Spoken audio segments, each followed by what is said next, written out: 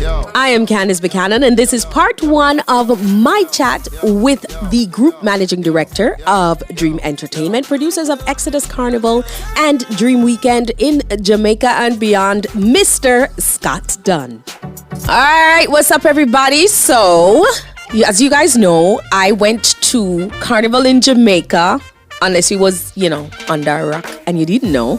I went to Carnival Jamaica 2025. And let me tell you something. 2025 was the best year I have ever had on the road. The best experience I've ever had on the road.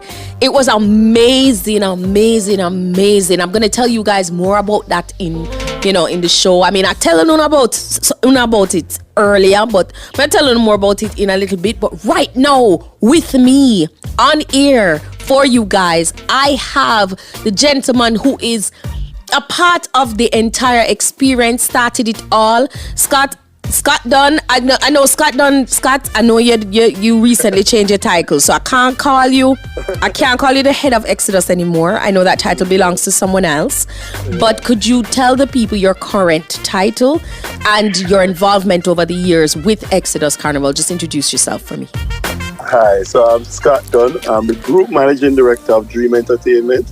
And Dream Entertainment is a company that owns Dream Weekend and also owns Exodus Carnival. I'm one of the founders of Dream Entertainment. We started that back in 2009, and we started Exodus Carnival in 2017. So, I'm one of the owners.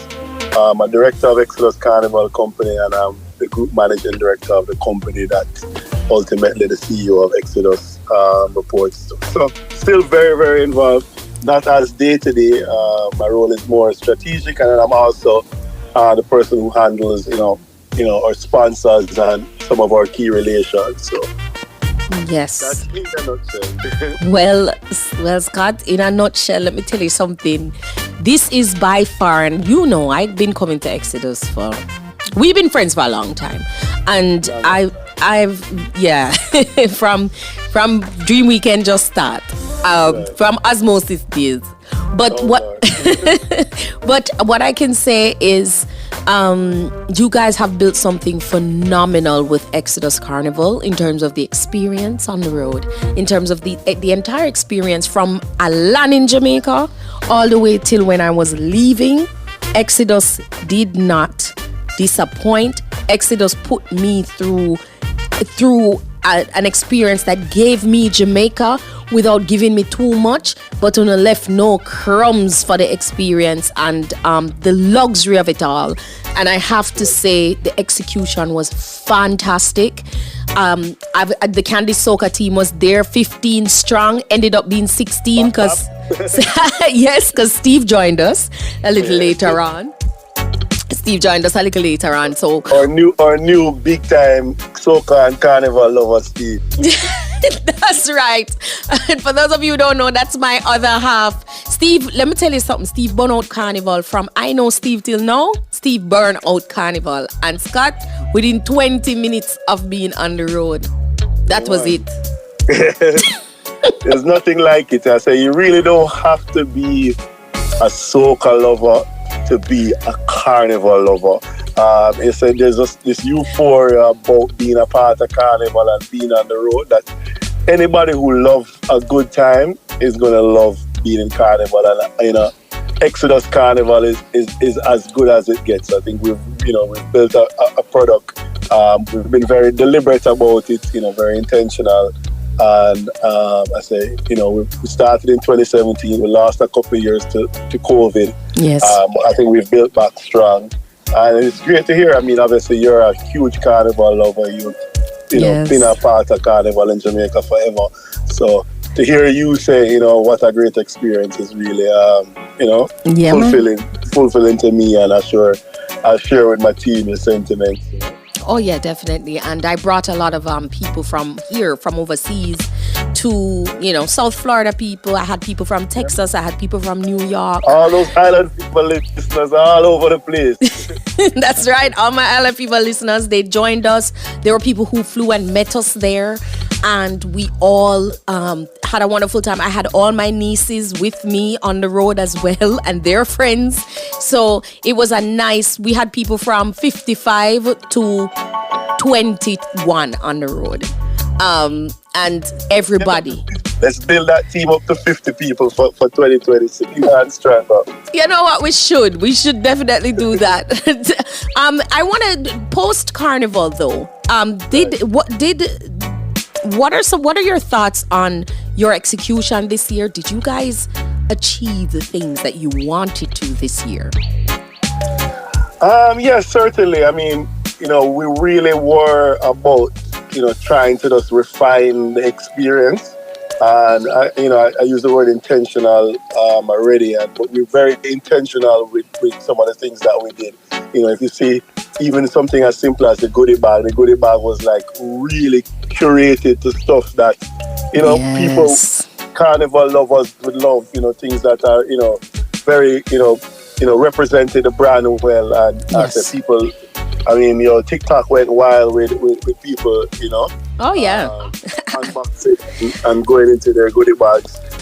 So, it started there with that, experience at the distribution. All our fets went over really well. We had 5 fets over a 4-day period.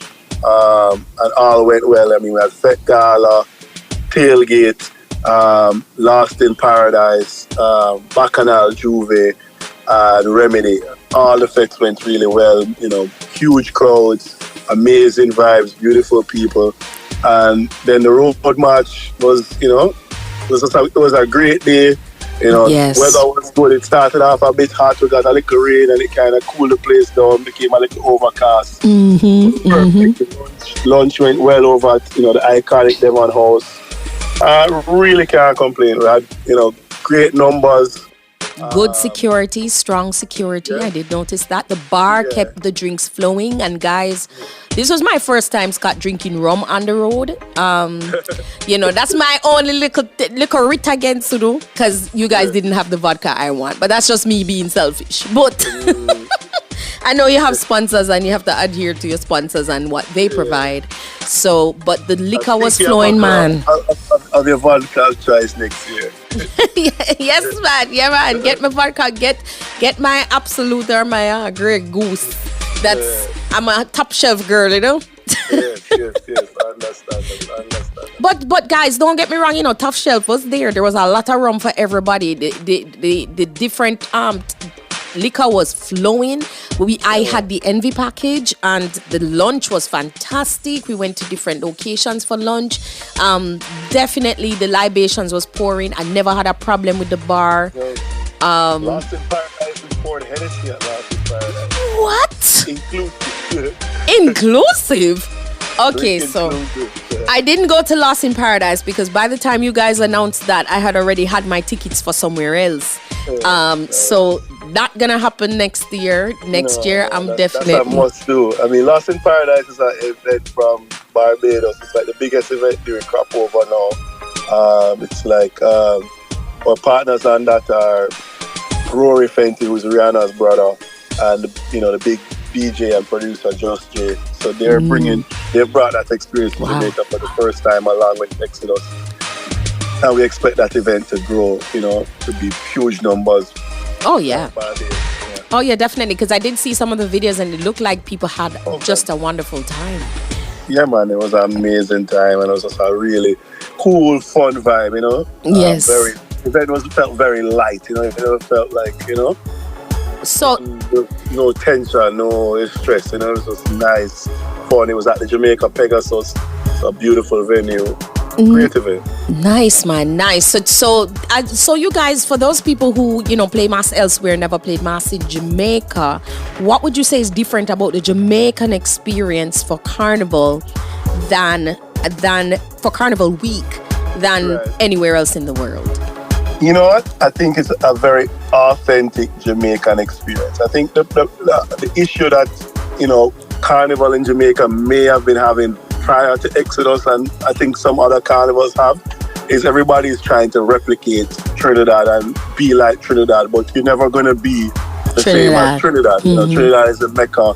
It's fete after fete after fete. But with Jamaica, what we've, certainly with Exodus, that what we try to create is the experiences are more, let's say, holistic experience. It's really, the fets are a big part of the experience, the road is a big part of the experience, but experience in Jamaica equally so. So when people come for Exodus, and for Carnival in Jamaica, they're also going to the beach, that's like a big part of the experience. Yes. And they're also eating, jerk chicken on the side of the road, or them, and going to Bob Marley Museum, or, as I say, our lunch spot is at Devon House for that iconic, Devon House ice cream and Devon House patties and that stuff. So these are like, all that's a part of it. Also, that we play dancehall.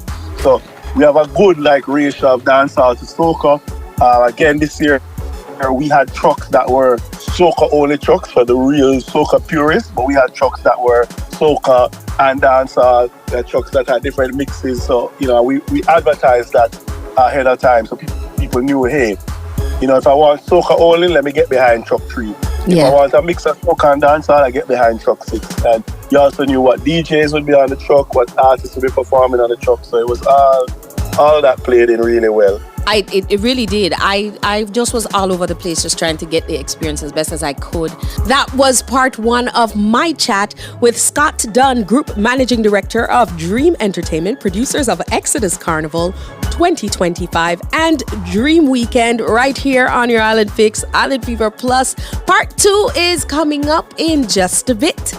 Stay with us. This is Island Fever Plus.